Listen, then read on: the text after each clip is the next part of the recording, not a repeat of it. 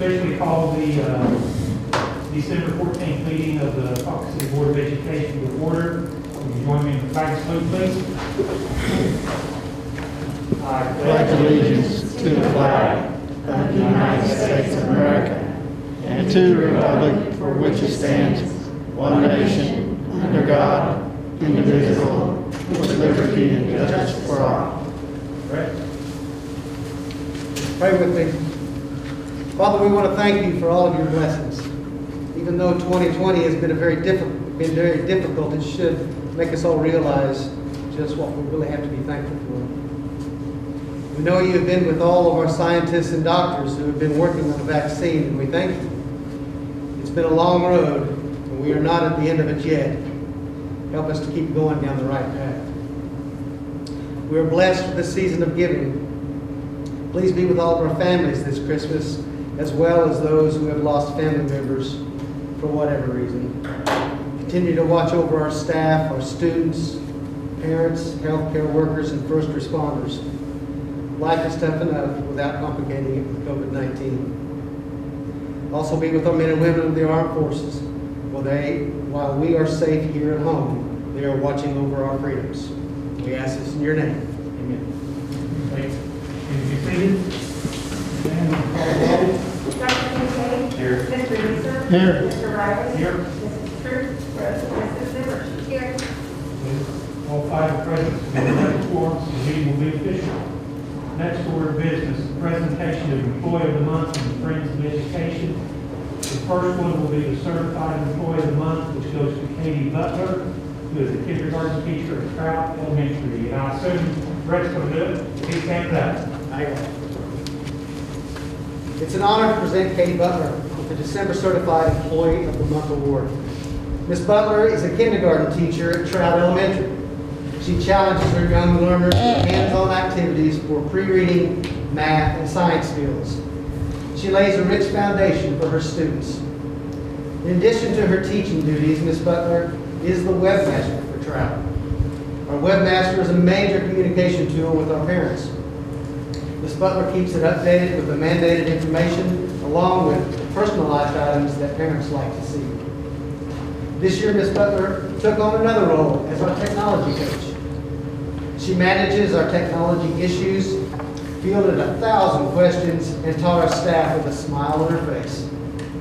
She's created great ideas to help parents assist their students in distant learning solutions. Ms. Butler is a true advocate for children. Katie has the ability to look beyond the inappropriate behavior. She sees the needs of individuals and creates interventions that help meet these needs. Ms. Butler is an effective educator who builds positive relationships with her students, parents, and co-workers. By building these relationships, she is able to garner productive collaboration that benefits her students. She is truly appreciated by our students and staff. Congratulations, Ms. Butler. Next one will be to Ryan Dooley, the Support Employee of the Month. Ryan's the District Director of Technology. He's here. He is here. You get to run the camera. You're not going to be Got here. his picture anyway. We presented or Curtis presented at 111. Ponca City Public Schools is proud to recognize Ryan Dooley as Support Employee of the Month. Mr. Dooley was nominated by several sites for this award. 2020 has been a challenging year for everyone in education, and now more than ever, the district relies on technology. Through ransomware, hotspot acquisition and distribution, technology upgrades, and the usual emergencies that occur with technology, Ryan has proven himself to be a valuable member of Team PCPS. Mr. Dooley's kind and patient demeanor is appreciated by everyone, and especially those who are less tech savvy. The time and effort that Mr. Dooley and his team have put in has allowed the district to reach students wherever they may find themselves during this pandemic. Congratulations, Mr. Dooley. And the last one will be the Friend of Education, which goes to Jill Critchfield, supporter of the Woodlands Elementary School. Jill Critchfield, Friend of Education, Woodlands Elementary School, is thrilled for Jill Critchfield to be recognized as the Friend of Education for December 2020. Ms. Critchfield is certainly deserving of this award. Through the years, she has served the Woodlands family in many ways. Her 4 children have all attended Woodlands, and her youngest is currently in 5th grade. She always finds a place to volunteer. When our site shared a librarian with another school, Ms. Critchfield was one of the volunteers that helped out in the library in the afternoons so the students could still check out books. She has served as a community reader, coming weekly to read with at-risk schoolers. She has helped out with an AR store and a Santa shop. She is always willing to volunteer in classrooms when a project or student needs a little extra assistance. For the past several years, she has also helped Woodlands with recycling. Every week, she retrieves the recycling and delivers it to the recycling center. With other volunteers not being able to help out in their typical ways this year, Ms. Critchfield continues to provide this valuable service to Woodlands. Ms. Critchfield has a heart for service and makes a difference at Woodlands. We are deeply grateful for all she has done and continues to do. Woodlands is very proud to recognize Jill as the December 2020 Friend of Education for the top 6 public schools. Thank you, Jill, again, for all 3. Next on the agenda is public comment, and I do believe we have one person signed up to speak. That's Tommy. For those that may not be aware, we've got some specific rules that we follow. No particular question can be addressed to any one board member. 3 to 5 minutes, somewhere in that range, unless we feel appropriate to run over time on something like that. It's Tommy Faulkner. She will give her name, her address, and she will address extracurricular activity, which is on the agenda, particularly the winter sports part. Wherever you want to go, wherever you feel comfortable. Okay. Oh, I'm nervous. Tommy Faulkner, 16 Sherman Lane, Ponca City, Oklahoma. And I am addressing the extracurricular activities. Wanted to thank you for having us. I represent some winter sport parents. I am also the secretary for the 2nd year of the tip-off club, booster club, for our Wildcats. We just wanted to, of course, voice our support of continuing to really think about letting us go forward with good safety protocols in place.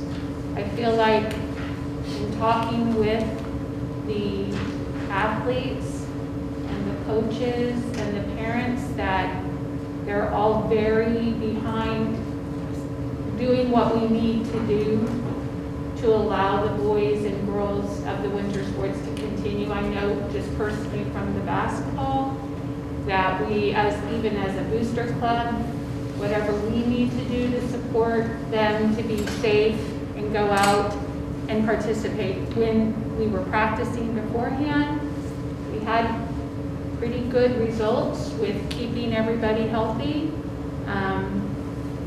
And moving forward with that, we're just hoping that everybody will keep in mind that we're supporting them in a positive way. Whatever protocols are put in place, we're ready to make our boys and girls follow these rules so that they can go forward. I did want to also let you know that I do have some personal friends that are coaching at Enid. Enid is also recently, just within the day, going to go ahead and open back up. Their basketball will start practicing, and they've loaded up on their games. So the games that they have missed, they're going to go ahead and try to put double in. They're one of the few 6A teams that was also sidelined for a while. I did some printing off so you guys could take a look at this. This is just the boys basketball schedule of the OSSAA site. Here's 8 pages of boys games scheduled for tomorrow. So many of our conference teams that we play, along with a large part of the teams in the state. Can I set that there and you guys can have that? So here's, like I said, 8 pages. I highlighted the canceled and postponed, so you can see that there are some, moving around. There are some that are having to be done. It's not just like everybody is out there, but that is 8 pages, and that is just tomorrow's games. So if you go on that site, there's pretty much 8 pages for the past and the present. I also printed off the boys' 6A daily schedules that were put out just for December. Most of it is a Tuesday, Friday situation, but it also shows that most of the teams that we play in our conference play has already been at least to 1, if not 2, full tournaments and have all played each other. So far, outside of a few little things, these 6A teams that we will have to play in our conference not only have been playing their regular games and their tournament games, but they're continuing. So whatever safety protocols they have in place seem to be working, and they seem to be having a good positive outcome to go forward with playing. So you can see the scores and the games that are there. Last, I have printed off for you guys just the boys, and again, you can double this when you look because it'll be the girls as well. All classes ranks. It's easy to see that the teams that will now, hopefully, if we're able to move forward, have to catch up with and work very hard, because these are a lot of the teams that we will also have to face in our conference that we're newly in, which is a difficult conference. So it's very important that if they get to go forward, they get to go forward and practice and get caught up, and you can see how many games have also been played and their ranking. So most of them have gone forward. Again, I highlighted the postponed and canceled, so you can see that schools are having to make little changes along the way. For the most part, Putnam City, Choctaw, Enid, all the rest of them, they're making changes and then moving right on forward.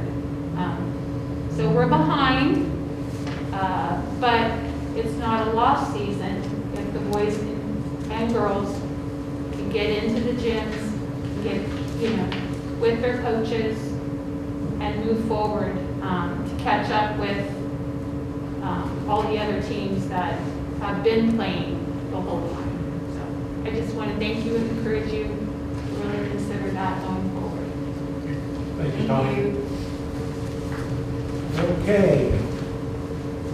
Next on the list is a vote to recess the regular board meeting and call a public hearing for the tribal leaders and the Native American parents to discuss the participation of the Native American students in our educational program. And I believe Chris is going to present this one. This is something that we do every year. So with that, I need a motion to recess the regular board meeting.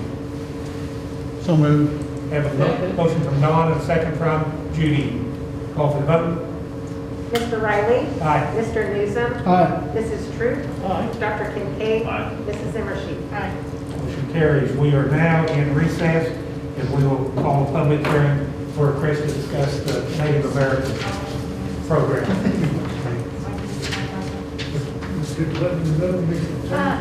To the right or to the left, just that one. Oh, okay.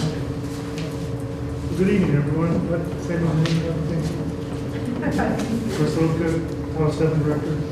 Well, it's that time of year for the Impact Aid application. It opened last Monday, and it'll be closing on February 1st, 2021. So I'm in the process right now of gathering all the documents and information we need to submit that application. Impact Aid, for just for a brief moment, it's a program that helps us recoup ad valorem taxes we don't collect from properties and have children that have been enrolled in our schools, and because of federal regulations. And that in our district, that means low rent housing here in town and Indian lands, mostly out in White. So, and because that we count Native Americans We also have to have clean policies and procedures in place, and that's part of what we have to review every year, so that's part of what we're doing here today, too.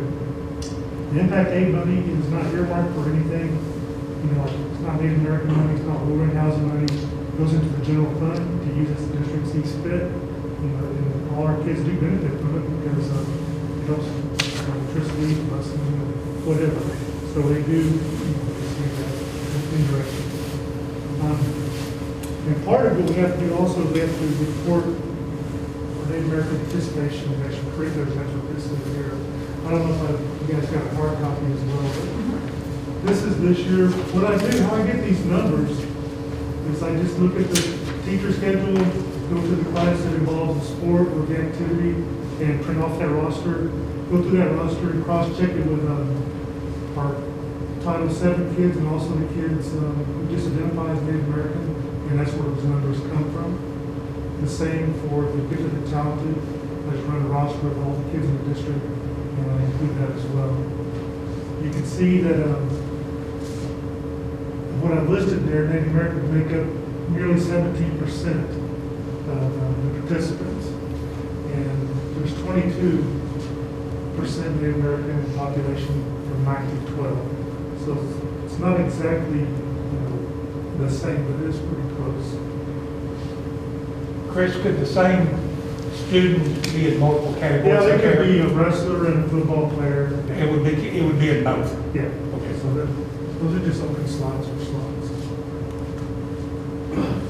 So it's kind of hard to see, but it's just a 5-year trend, starting in 16, 17, and continuing to this year.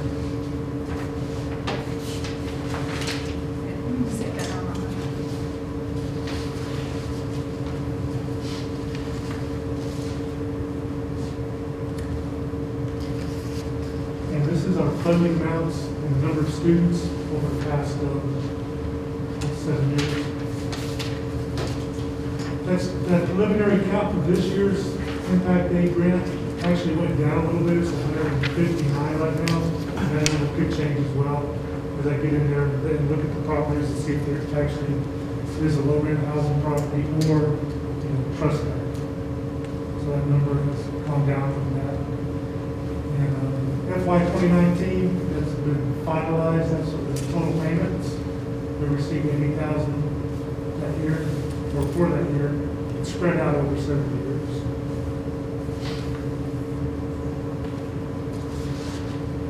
Yeah, let's see. One more thing. We get parents, like you said, tribal leaders and concerned stakeholders opportunity to present questions, concerns, complaints, or even compliments if they want to do that. So I'll go entertain any questions from you guys, and I'll step aside if anybody wants to come up.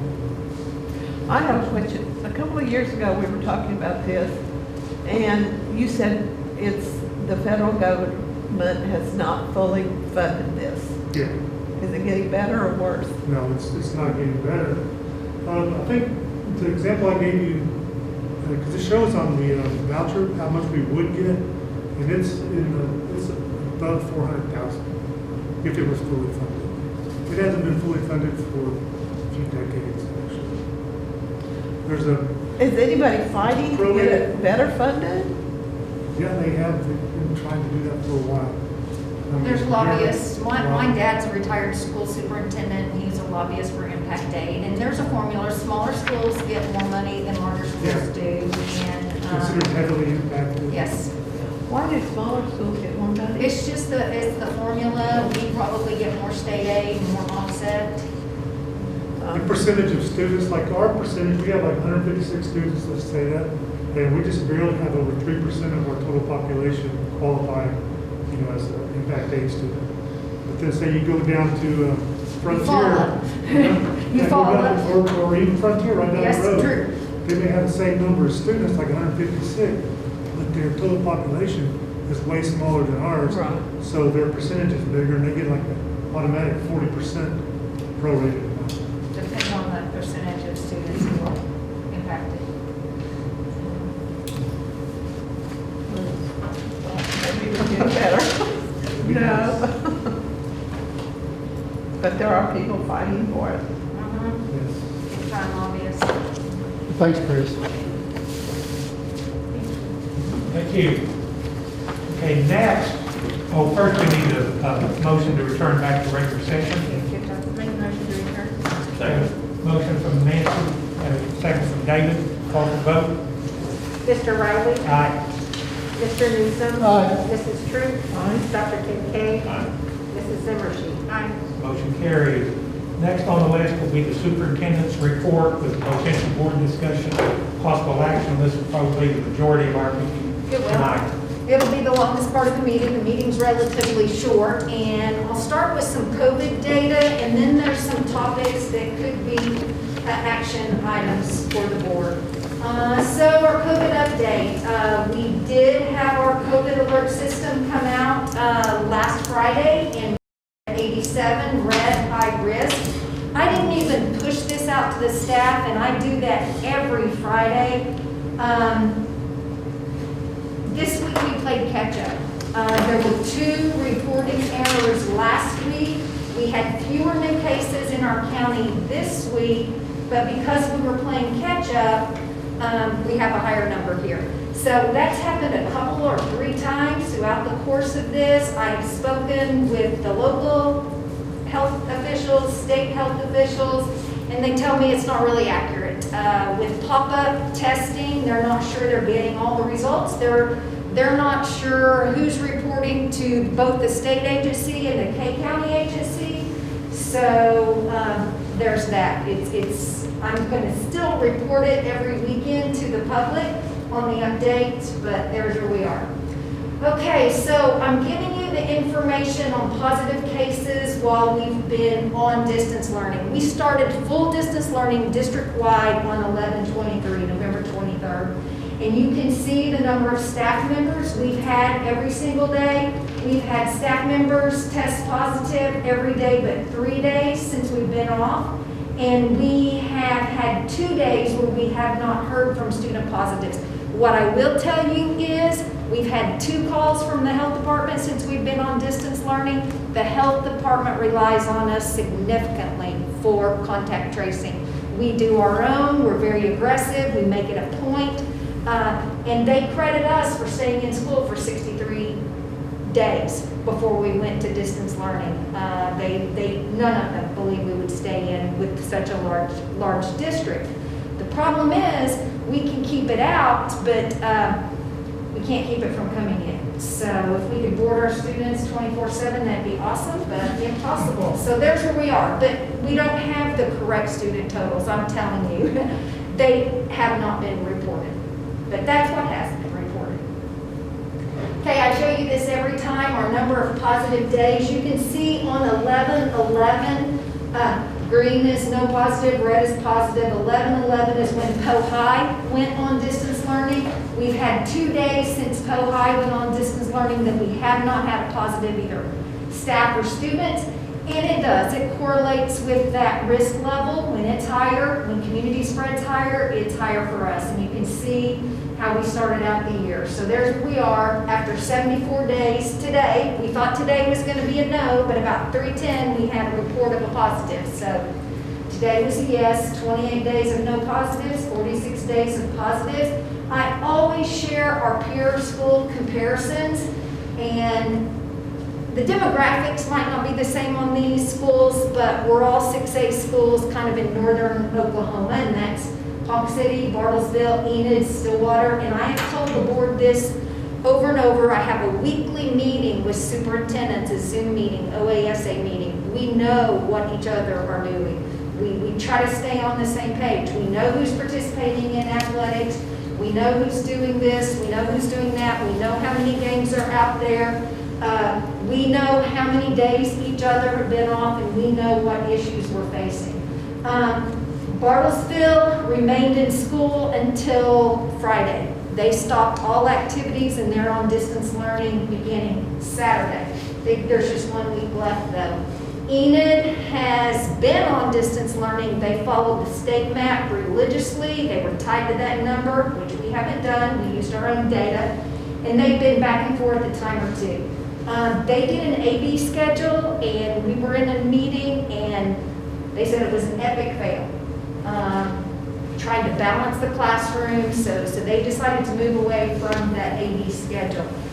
Stillwater, my sister-in-law teaches there, they have been in school a total of face-to-face contact days, 16 days, because they rely on that state risk level number. But you can see we're all in the red level right now. All right, this is our current site data, which is not available to the public, but we track it. We do trends overall. These are our cases, and obviously our numbers are really low because we don't have students in our classroom. We still get reports from contact tracing, and you can see that by site. It's staff cases, student cases, total cases, and the percentages. Right now, we're at an all-time low because we haven't been in school. I think we've had 1 week that it was lower than 1.14% of our students affected. So only 0.37 of our people are affected right now. We still have staff members testing positive.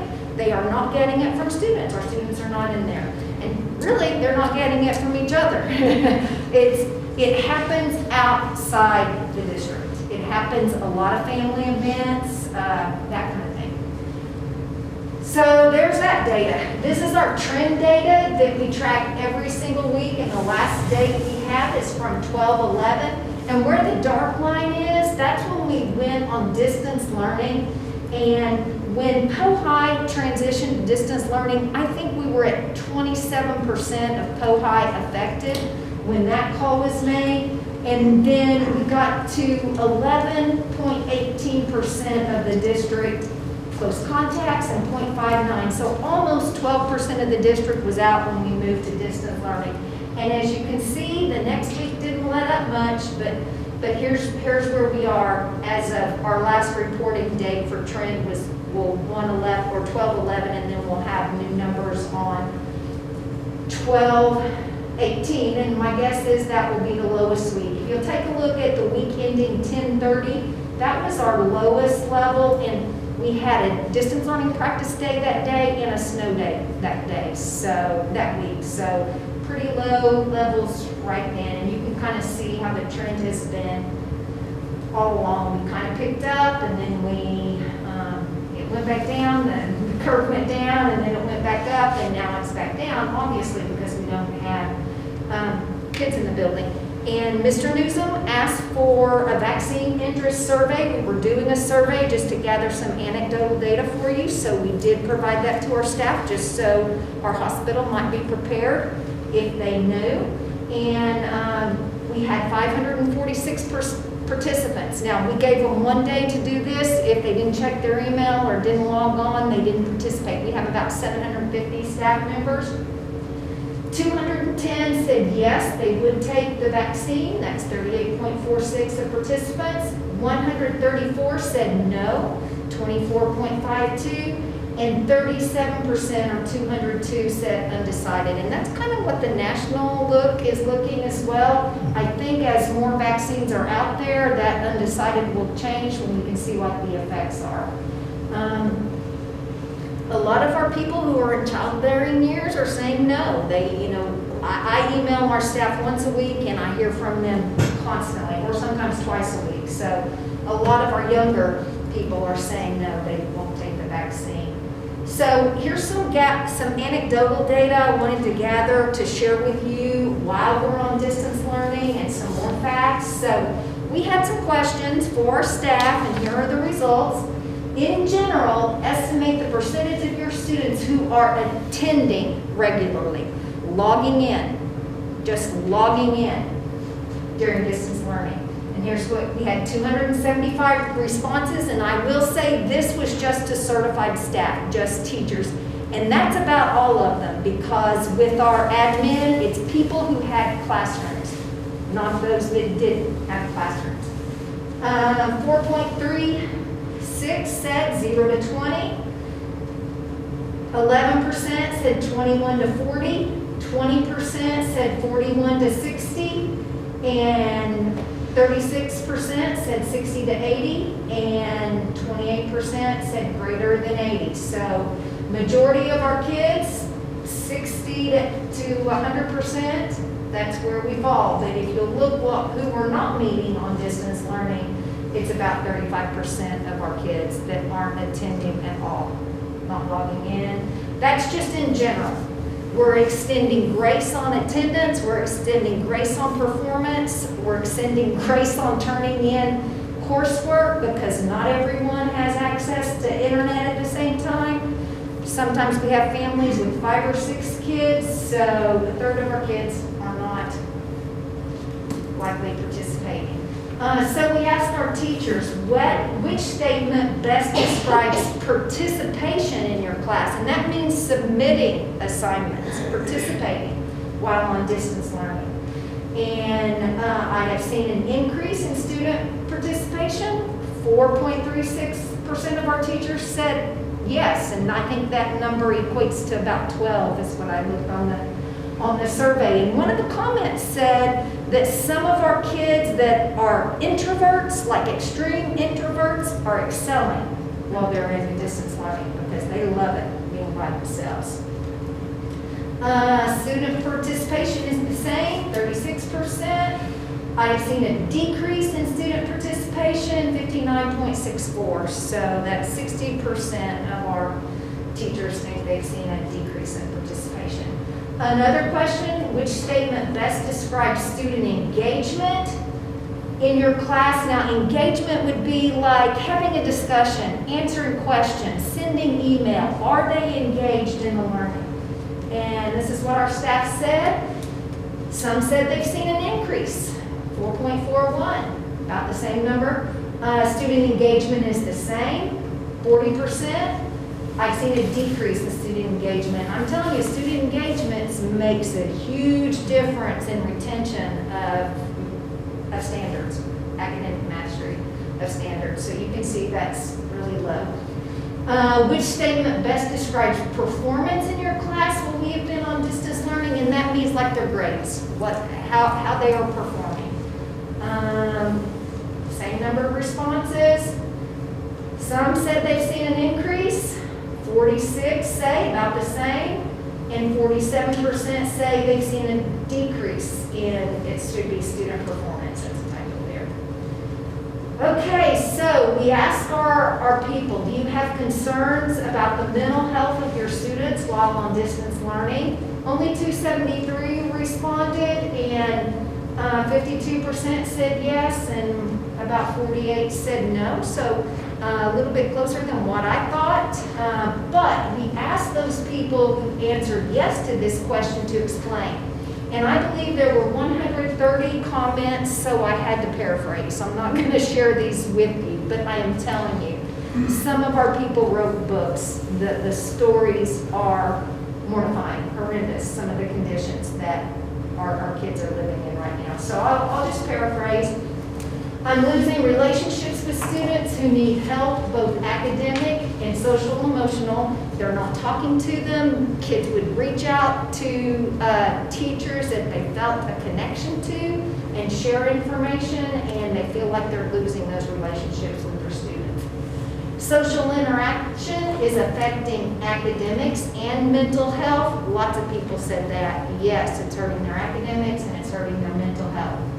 Now, I'm paraphrasing all this, but students on the Zooms tell them they're depressed, they're struggling, they're anxious, they're not doing well. And they say even on the classroom Zooms that the kids will look depressed until the Zoom starts, and then they just perk up when they see their friends or their teachers. This was a comment that came around quite a bit. Humans are not meant to be in isolation. Our students are craving interaction. And many said our students are losing their coping skills.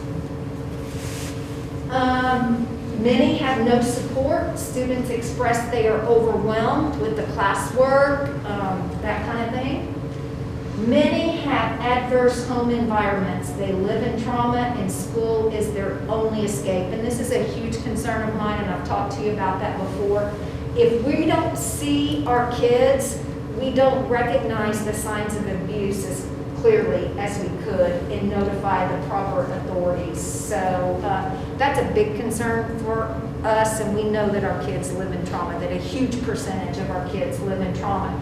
We are still reporting to DHS. If we can't get in touch with those kids or their parents, we make the call, do a wellness check. So that's concerning. This was probably the number one answer. Kids are not motivated. The kids, even the best students, have lost their motivation. They've grown comfortable with not doing their work. Here's some more concerns. There's just 2 pages. I've lost touch with some of my students who live in adverse conditions. I cannot reach them, and I'm worried about them, and that's when we make the call to DHS or to PCPD as well. Many said social interaction is vital for the development, both academically and mentally, for all children, especially our young kids. Supportive parents are emailing me, telling me their kids are struggling emotionally. This is from a teacher. My own kids are struggling emotionally, and I am a teacher. Many of our kids do not have enough to eat, and I'm going to give you some CMP data in just a bit, how we're serving on distance learning compared to in-person instruction. They're telling our teachers, and they wrote out the whole story. It's heartbreaking. They don't have transportation, they don't have any way to get their meals, mom and dad may still be in bed, mom and dad may not have come home from the night before, but some heartbreaking stories. Someone said all humans are struggling. Only those who are hardcore introverts are not struggling. I'm struggling. You guys know that. We're all struggling. Now, with that said, there have been some successes while we were on distance learning. We're all learning new skills that we haven't had to learn before. So, several of our teachers shared some successes. Individual communication with parents and students has increased. That's because we are making those calls daily. We're connecting with those students and those parents, which we don't so much when we're face-to-face and we can put our eyes on them. This is from a music teacher, obviously. Kids can sing from home. Singers are super spreaders, aerosol, the aerosol studies. We just don't sing at school. We don't play band instruments in the building, that kind of thing. So that's from a music teacher. Shy students have begun to share more on class Zooms. Even the shy students are craving interaction. So all kids are excited on the classroom Zoom meetings is a common theme. More are participating in distance learning than continuous learning, which is what we did during the mandatory closure back in the spring. And looking back, I bet that's my biggest regret, that we were shut down in the spring. We lost the whole quarter, and I'd love to have those spread numbers that we had in the spring, which were probably not near as existent as they are. But here we are, and I've told you this before, the State Department of Education will not do a mandatory shutdown. And OSSAA will not do a mandatory shutdown of athletics either. It's all left up to individuals. Here is a great success. Students are learning new technological skills and are becoming adept at using Google Classroom.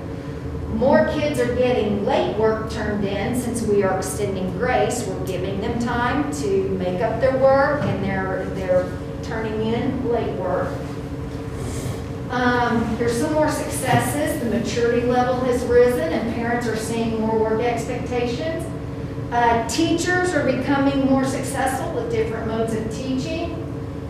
This was a big one. Kids who aren't comfortable asking questions in front of their peers, those are formidable years, will ask questions via email or GoGuardian.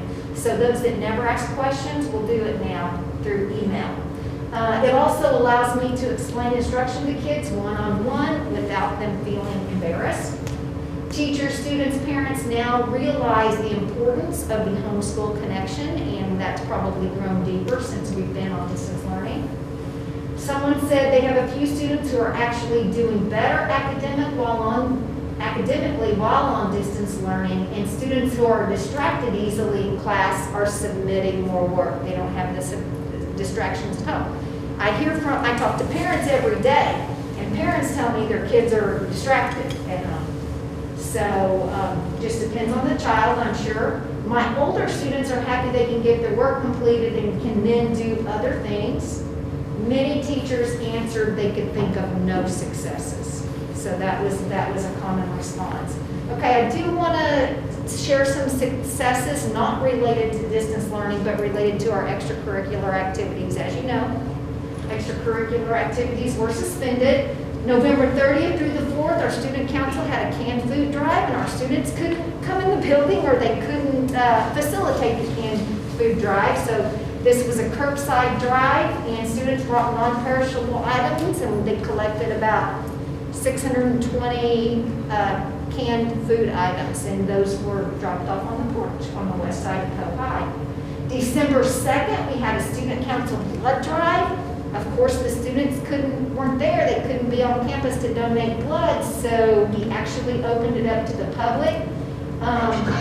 49 people donated blood, and the student goal was 38, so that's successful. Our blood drive saved 147 lives. I never really knew that much blood saved that many lives before, how powerful the number is of lives that are saved through a blood drive. When we were in the middle of a Poe High stepper fundraiser, the Candace made bread braids. They continued through virtual sales only. I had school employees go out there today from our office, since stepper moms couldn't be in the building, and they sorted the Kansas Made. Did anybody hear how that went? Did anybody hear from Kathy or Lori how that went? But I'm sure they were great. So we had 5 employees sorting, and then high stepper moms who are employees are delivering curbside this evening from 6 to 7. So drive up on the west side, so that's a success. And then Wednesday night is the annual Stuco Luminaries at Poe High. And since students are not participating in extracurricular activities, our employees stepped up to keep that going. We think it's important that this will be the 53rd year of that tradition. And you know what? Everyone needs a beacon of light and hope right now. So those are some more successes. So these are the greatest challenges from the teachers while on distance learning. Not being able to get in contact with all my parents and students. I'm worried about many students. And those of you that don't deal with this constantly, like we educators do, phone numbers change constantly. They'll change a phone number, not update it in PowerSchool, and we don't have any way to contact. And our staff have been doing drive-bys just to see if there's any movement in the home. Not knowing if students are doing special classes work, and this comes from elementary art, music, and PE, because that's not required. We have a menu. As an elective teacher, students are more focused on core. One art teacher says she teaches art and students don't have supplies at home to do their art. Another challenge, slow upload speeds, uploading assignments, uploading videos. Sound and cameras not working properly, slow internet, and I can tell you hotspots have been an issue, haven't they, Ryan? I managed those because we ordered those for just our students who indicated on the internet access survey. We ordered 1 per family. We've had them broken, we've had chargers lost, we've had hardware issues, and we could not make it another week without more hotspots. And in fact, I just ordered 20 more. It's been an issue, but we think most of our people have access. This was the biggest challenge that I heard from the teachers, keeping the students motivated and getting them to participate. Failure to submit work, lack of routine, and many mentioned there had been a lot of cheating during distance learning.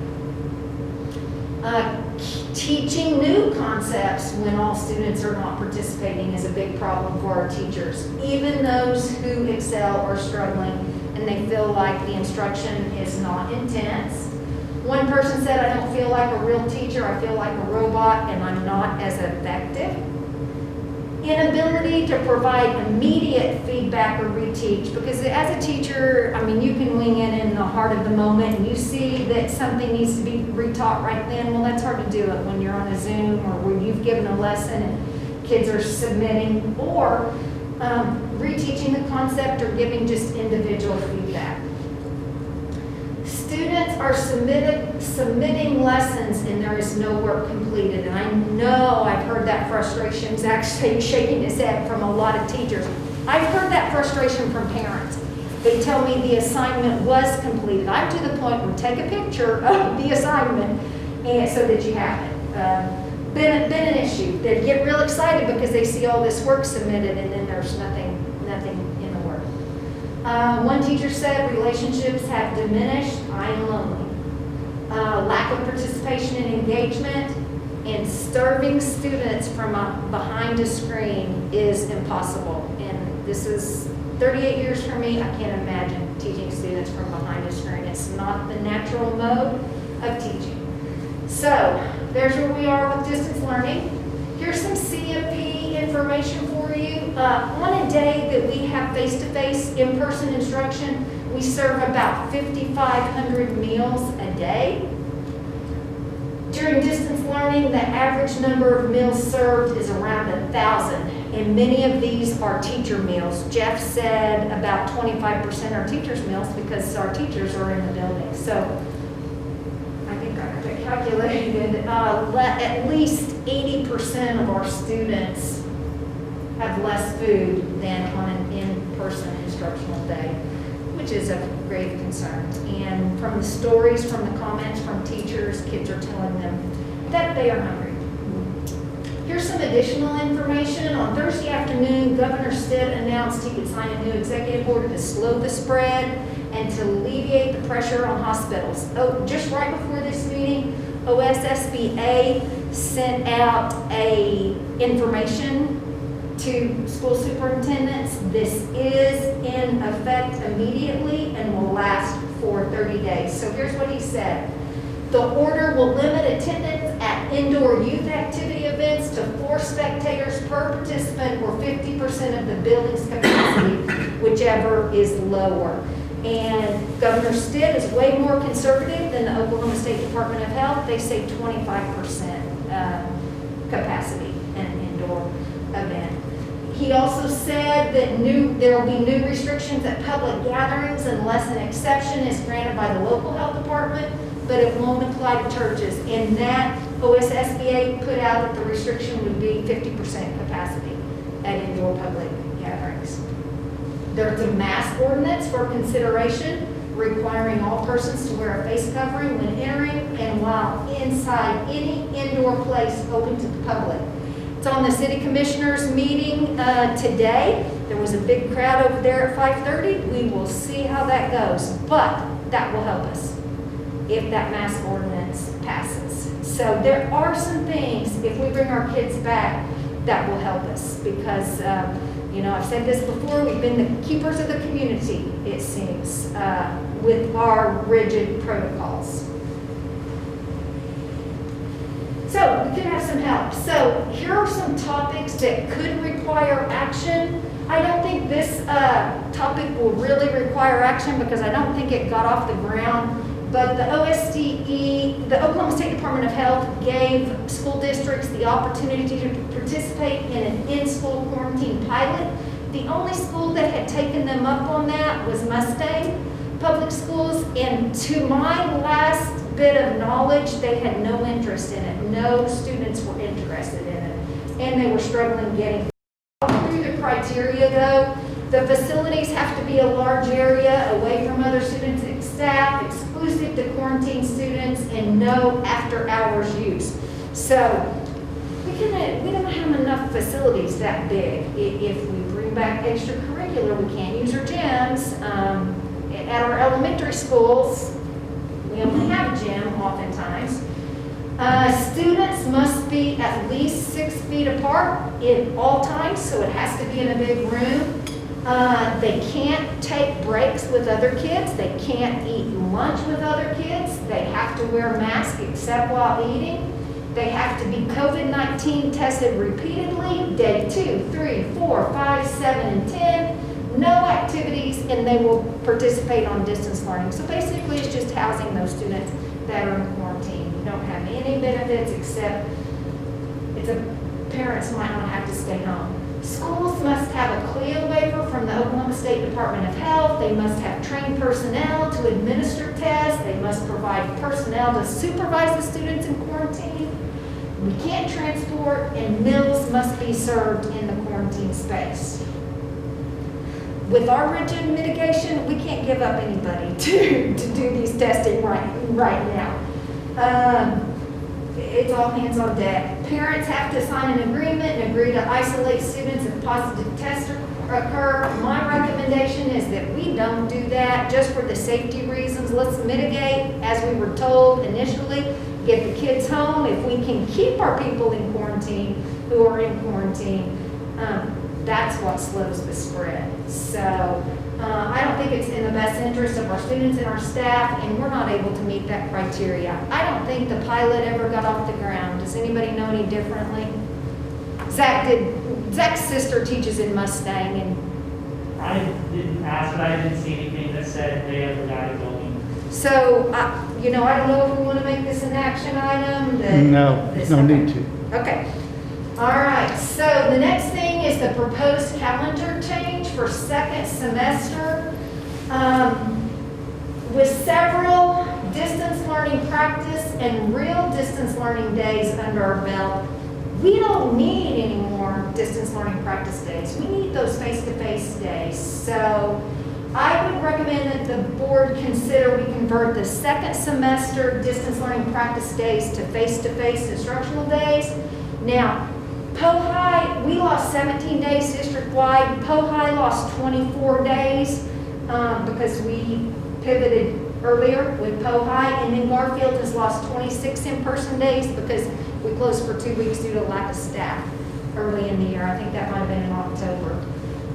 The previous approved distance learning practice days are January 18th, February 15th, and March the 12th. So the recommendation would be to convert those to face-to-face days. So it's 3 days. 3 days.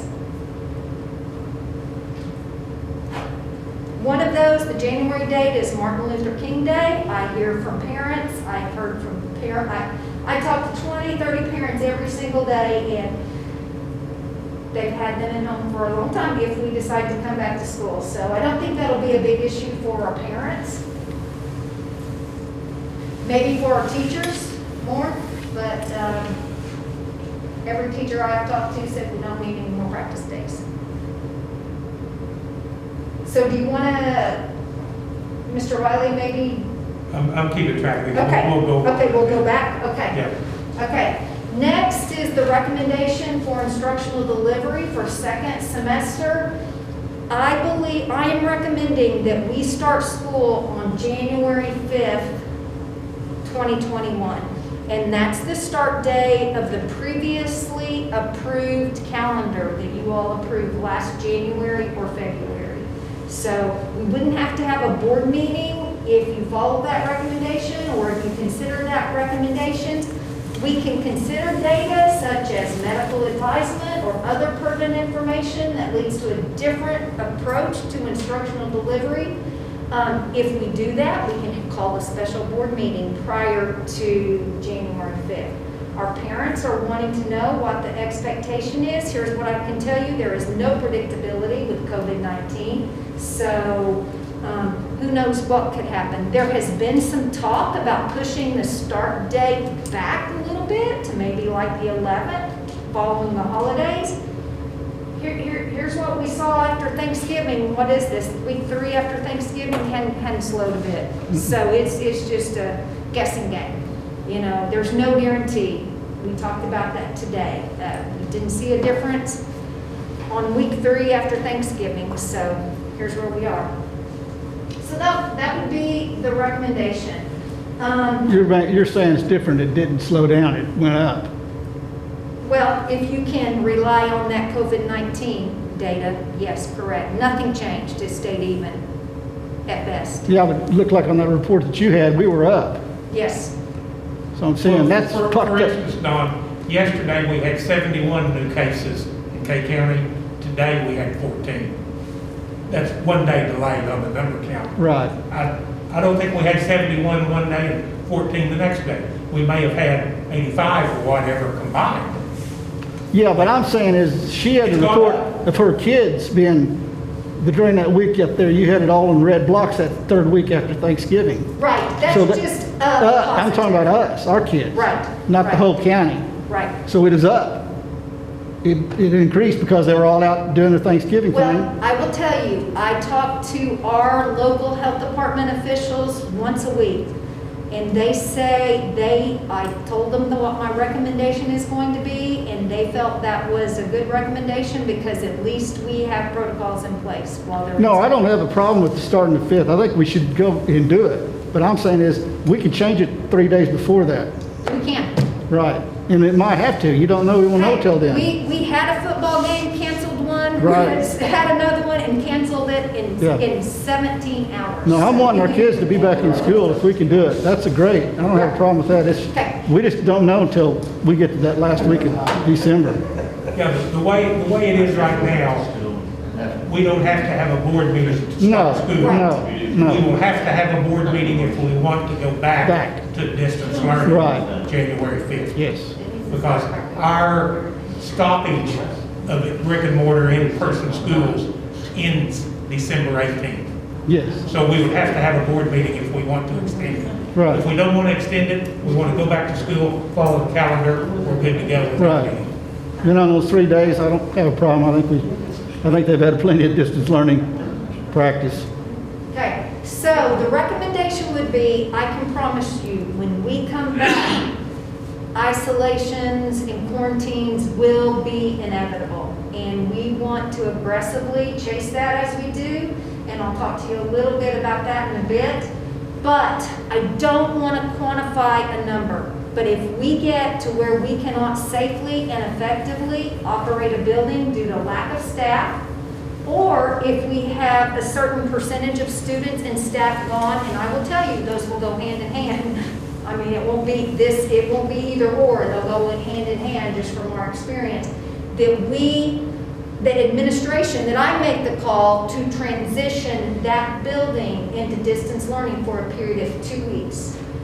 With the new quarantine guidelines, which I'm going to talk to you about, we would have a lot of our kids coming back after 2 weeks, a start date and an end date. And it could be that we have multiple buildings, and it could be that we have to have the entire district convert to distance learning for a couple of weeks, but that will require a special board meeting if we go the entire district. So that's the recommendation there.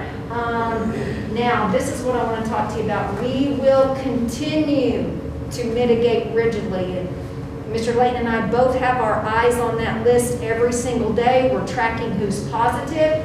If you all approve this start date, I'll get a press release out to parents.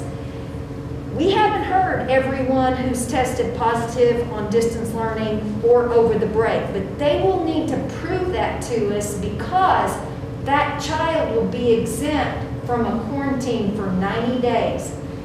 Keep a running record. We've had our first positives roll off. They were exempt, and like I saw a little girl's name that was quarantined again, and I told Mr. Layton, I said, she's tested positive. She called her back.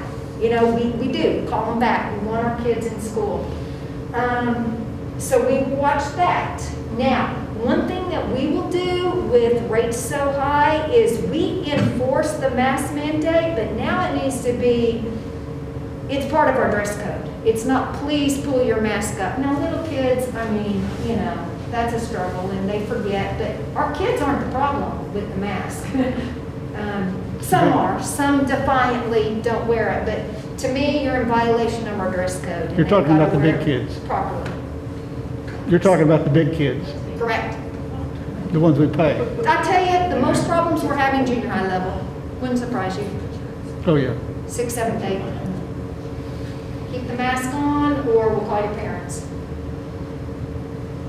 Washing hands, contact tracing, and it's going to be a challenge because when I talk to you about these new CDC guidelines, it's a full-time job keeping up with the contact tracing, our logs, our data, and we don't have any additional people, so we're trying to do our day jobs in that too.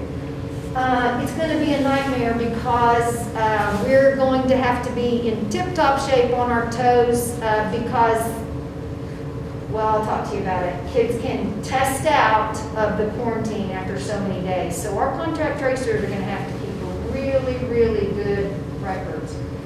As far as extracurricular activities are concerned, I've talked to you all. I met with our winter sports coaches, and I have asked you about letting them come back in and practice beginning the 19th. Mr. Layton, Coach Levitt, and I met with our winter sports coaches all on one day. We talked about the protocols. I will advocate till I can't advocate any longer for our varsity kids to participate in extracurricular activities. And I'll tell you what, number one, they're out there practicing anyway. I don't know what the safety protocols are, not with our coaches, but they're practicing on their own. Number two, some of our kids in extracurricular activities at the varsity level, it'll be the only way that they'll graduate.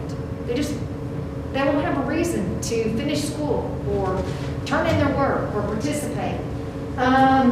It keeps a lot of our kids eligible and active in learning. So early on in March, I thought, why would we have extracurriculars if we're not in school? And I'm a big proponent of our extracurricular activities. So I would recommend, as you know, that we've got the winter sports starting on the 19th. I think they've got their practices laid out, and we've talked to them about expectations.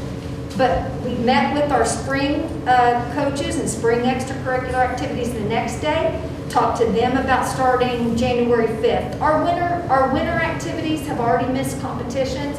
Our spring activities don't have a competition until March. Yeah, it's cold in here. freezing. Brett's turning red. So our coaches are grateful. I've gotten messages from kids. We're doing a video campaign. I probably told you about the video campaign, and I've got different people coming in, and we're pushing one out. I've got kids coming in next Wednesday. I emailed 8 or 9 kids, and I've got a response from 5 so far, but I hadn't checked my Gmail lately. And they're like, thank you for advocating for us to come back to school. And I do want them to come back to school. It's where they need to be, but I also want them to be safe too. That's why we will be so rigid. We won't sit and wait for the K County Health Department. I'm telling you, they wouldn't make it without us, because they're dealing with all the peripheral schools while we're doing our own contact tracing. So if an activity group is on quarantine, they won't get to participate while they're on quarantine. That's a given. And I talked to the coaches, and evidently our booster clubs are talking. They'll do whatever it takes for the safety protocols. And Mr. Layton and Coach Levitt and I met, and we have become adept at protocols and thinking outside of the box for ways for our kids to participate. Today we met with Spirit and band and had some discussions, and we've got some great ideas that I can share with you later. Now, let's go back to this. I am not recommending we start with junior high. Now, I will advocate for junior high if the spread slows. But in junior high, those kids have time. COVID's going to hopefully be diminished with the vaccine at some point. But it's not going to happen this year for us in school. I'm hoping next year is better.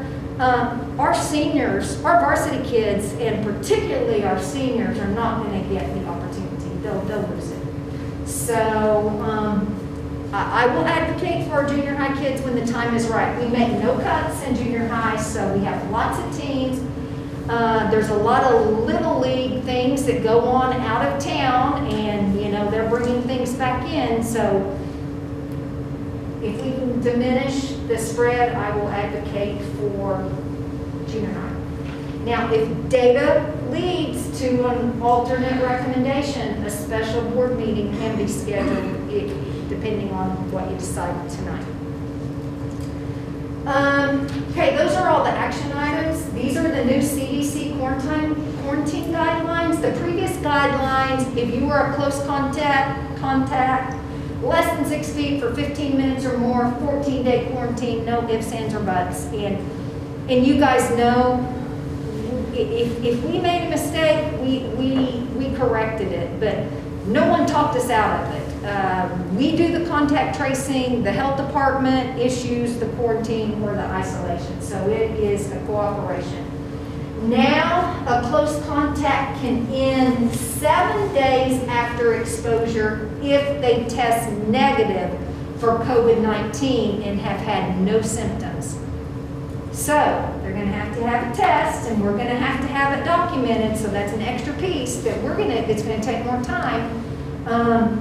Now, about that test, it can only be 48 hours prior to the 7 days. So day 5, if somebody gets a test on day 4, no cigar, doesn't get you out of quarantine. It has to be on day 5. And Mr. Layton and I were talking about our data. It seems like that symptoms start popping up on day 5 if the close contact is going together.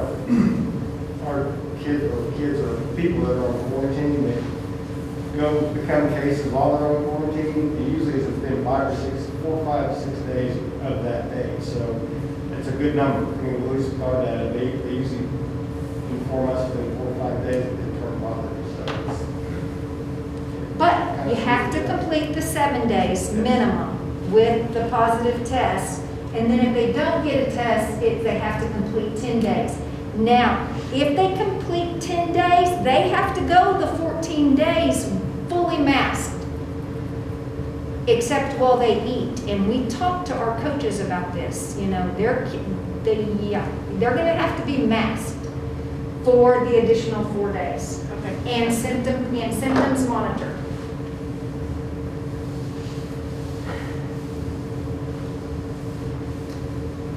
And that's basically what I just said. So, questions, comments, concerns from the board? What I would like to do, she listed 6 different items. I'd like to have a discussion on each one, and she's made a recommendation for each individual of these 6 items.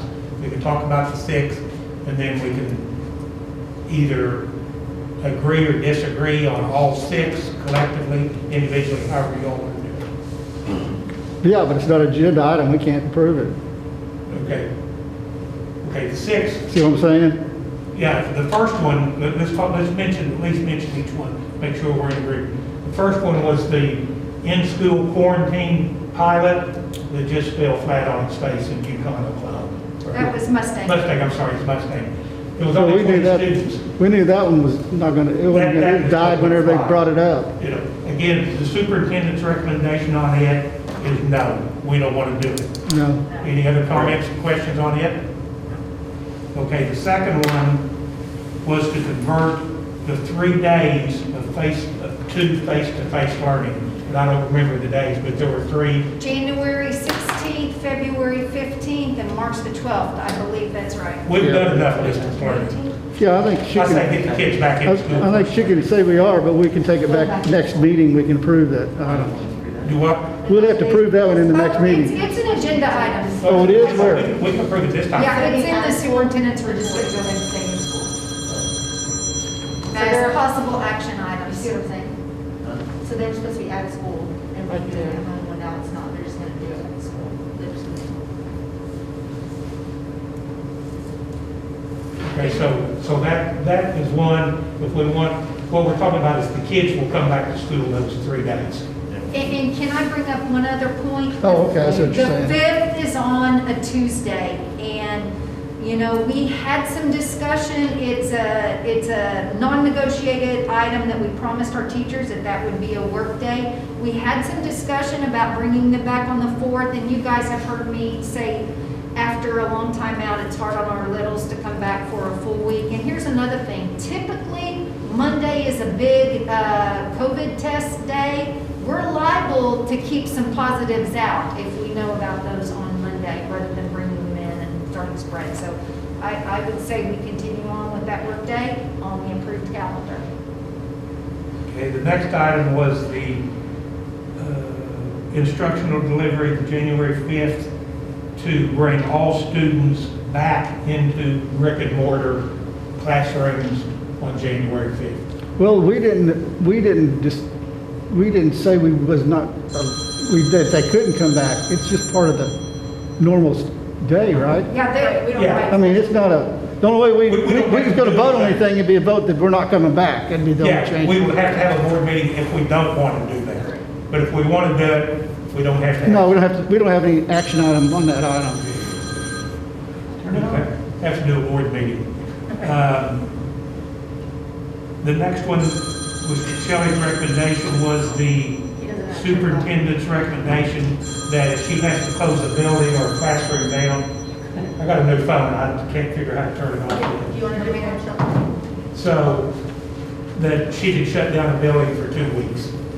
But that's. Hold that again, no, Give me your damn phone. give it a, Okay, the 90 days quarantine, I think that was just a general discussion item. What she's talking about is if you test positive, Oh, you don't quarantine for 90 days. right. Then the No. last one, and this is probably as critical as any of them, has to do with the extracurricular. Make sure everybody understands it. The winter sports being swimming, wrestling, and varsity basketball. Nancy would have to say it for us. It's hard to just break it. Can start practicing January 19th. Games can commence for varsity and JV, assuming they practice with the varsity. December 19th, On, not January, December 19th. yeah, they can start practicing December 19th, but they can start games January 5th, if they're game scheduled. And it's also my understanding, she didn't mention this, I believe Jason Levitt, the athletic director, is trying pretty diligently to reschedule. Yes, we're trying to The make up basketball the games. conference games that Right. we've missed at least, and everybody's kind of juggling their own schedule right now, so we're trying to do a So- coordinated So effort. we're trying to get those games back, and if we can get those 4 games back, it's really one boys basketball tournament, one girls basketball tournament, may be all that they would lose. But there will be no junior high activity even on January 5th, That's a recommendation. the recommendation that she's made. Okay, real quick, you said varsity. Is that junior varsity also? Varsity and junior varsity. Okay, but, and I also know some of the things that they've told the coaches. You don't say that an 8th or 9th grade kid has been practicing with the JV and the varsity.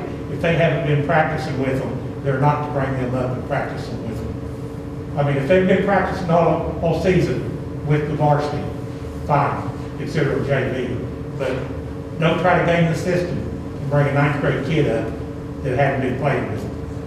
Okay, so I guess If they play on the 9th grade team and not junior varsity, we're just doing junior varsity and varsity. so That's ninth the grade is recommendation. out.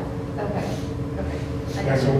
and the coaches have been told, don't try to game the system Okay. and bring all your 9th graders in to practice with them. That isn't going to apply. Sorry, because soccer ninth grade is JV, so that's where my whole head was at. Gotcha. Basketball has. If they all practice together, then they're considered varsity slash JV. Sorry.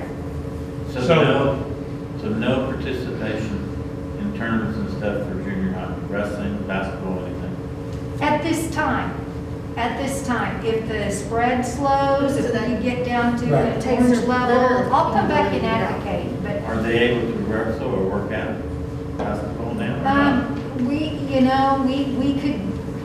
we could still go ahead and mitigate with practices, but no competitions. We're gonna have to do something with the kids. They're in a class. If you let them practice, then they'll be able to play their events. Well, you're not mixing with another school if you don't do Well, your no, events, or you're not traveling on a bus, or,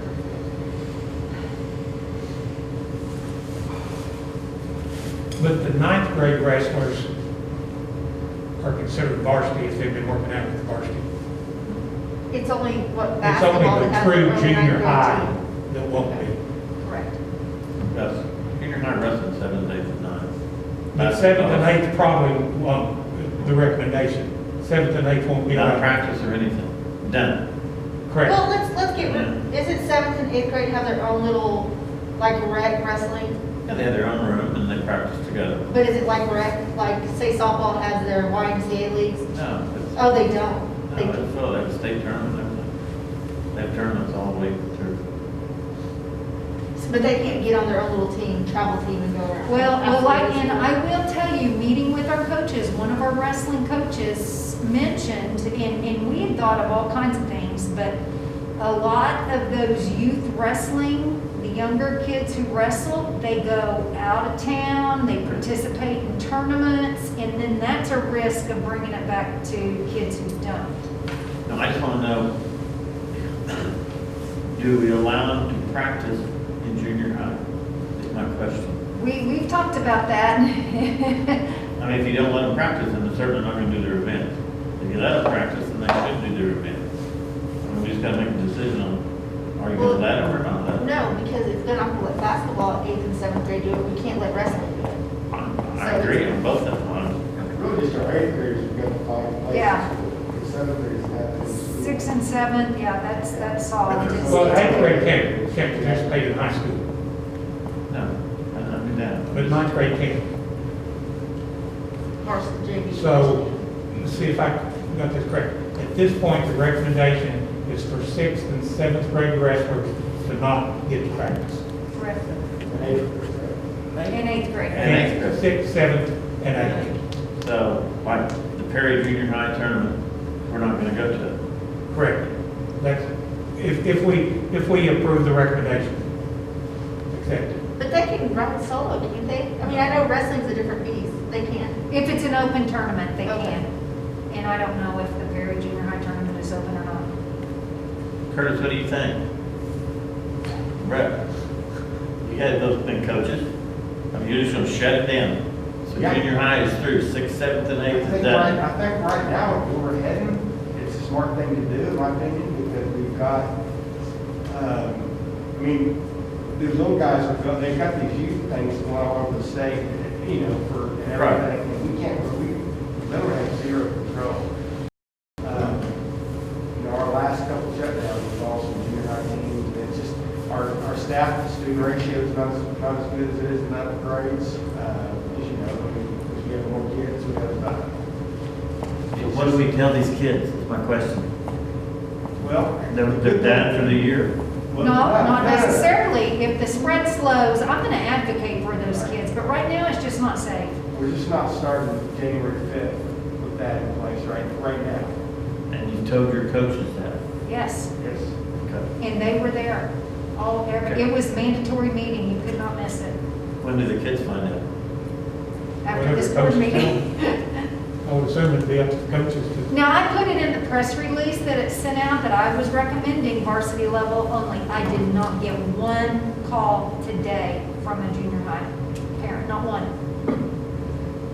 I truly believe it's because they have other options. Okay. They have other options. Yeah, so and that's the there's point. travel, everything. Don, is there a junior high swim team? No. No, Selfish. selfish, But it's It's not not school ours. related? not at school related. Okay. Okay, so at this point, the recommendation is 6th, 7th, and 8th through January 5th cannot practice. We already told them no practice, and even our spring sports can't practice. It's just varsity practice, and there's some very rigid protocols that I can share with you if you're interested on this winter practice, the overbreak practice. It's no parents, no siblings, no former players, no coaches' kids. It's our kids. You be on time. You get there early for the screening. The door locks after the screening, and the only people that are going to be in there that are allowed other in there are Mr. Layton, myself, or Coach Levitt. And I'm going nowhere over Christmas, so I may be spending a I lot of assume time the at temperature home. checking. Oh, yeah, screening. And if kids are late, they're not, we don't have extra people there for screening, so. And no off-season. Anything. Just- Yeah, there'll be no off-season. No off-season. no off And season. the spring sports can't start until January 5th. And we met That'd be with the golf, spring coaches. tennis, baseball, soccer, track. Am I missing one, Curtis? I thought there were 6. Dennis? Tennis, golf, baseball, track, soccer. That's it. So just real quick, so say Alex is softball, You can't do awesome, it. great. But she'll go to class with Coach Wood at that last Right. time period. Okay, but January, or the numbers go down, are you saying yes for that to Absolutely. go? Okay. We're going to advocate for our kids anytime we can that is safe. And we're willing to take the risk right now with varsity because they're going to lose those experiences. No, let's do it. Oh, or I know. Yeah, on January 5th, Yes. on January 5th, is when, I mean, no junior high at all, to January 5th or all the way to March. Until we And probably then have another run for meeting. it. I think it's until we turn them loose again. Right, that's correct. It'll depend on the spread. Hey, we can start a practice up in overnight. And, you know, we'll have a board meeting in January and, you know, I talked to our attorney about this. I can actually call them back in. Now, the board can shut it down, but legally I can call them back in based on our approval. I always talk to you all about that though. I wouldn't do it without your knowledge. So technically, we wouldn't have to have a board meeting. Other comments or questions? I just need to ask Bracken if we need to vote on any of those four. Or Well, if I we was sitting legally, here thinking about it, or can we? you could bring up a motion under new business, That'd be the only place, okay. remove any doubt. A motion for what? We have to do those, if you want to approve any of those, and those four in there, and Oh, there's a motion, we have to do it. But Gary, for the agenda, it says superintendent's report with potential board discussion and possible action. Yeah, you put the public on notice that there may be a motion. Okay, So I don't so, think we'd have to do it in new business then. Well, it's cleaner if you do it in new business. Yeah, okay. We can bring these things up in new business, I mean, it doesn't- yeah. The thing about that, we knew about it 24 hours, and new business can only be, things can be brought up that we don't know of 24 hours in advance, and this agenda went out Thursday at noon. Yeah, but if it was, we should have had it said that we could make approval or disapprove these items in the agenda, like the rest of the agenda items. Or, see what I'm saying? I just want to make sure it's okay then. It doesn't bother me. I'll be glad to do it. I just Whatever wanna our make sure- attorney says. Whatever he You says. can make a motion now, or you can make a motion under new business. Well, I'll make a motion, we approve those four items. 6 items? No, there's only four in there. Remember, because the quarantine for 90 days is not need to be approved, correct? Okay, what motion needs? And The calendar The changes, calendar, the in-school sorry. quarantines, the instructional delivery, and the extracurricular activities that are listed under the That's statement superintendent's listed report. there, we threw it out. Those four. Yeah. Okay. Those four that are listed. Mr. I Chairman. second it. We've got a motion from Don and a second from David. You got it, Jan? No, Okay. hang on just 1 second. It's items 1, 2, 3, and 4. Well, Mustangs in school quarantine. Okay, you made the motion, Don? Yes. Okay. And David seconded it. Okay. Mr. Newsom? Aye. Mr. Riley? Aye. Mrs. Troop? Dr. Kincaid? Aye. Mrs. Zimmershed? That's me. I do, but we threw the one for the quarantine in schools. That's not in that.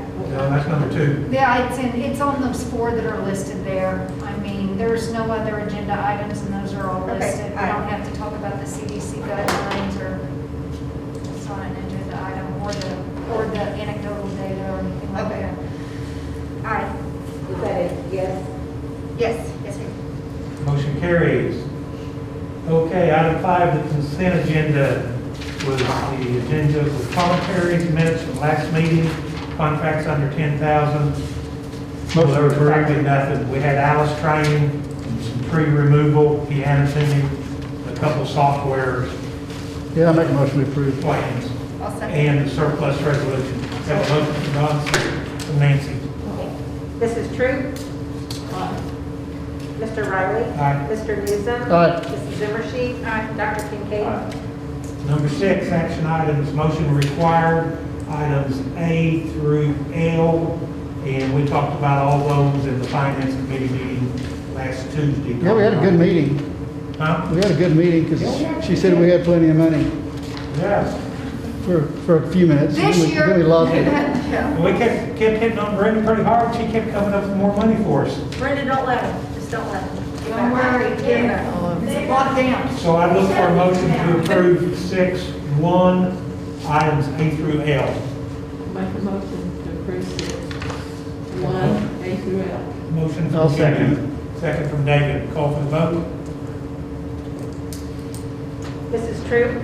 Mr. Riley? Aye. Mr. Newsom? Aye.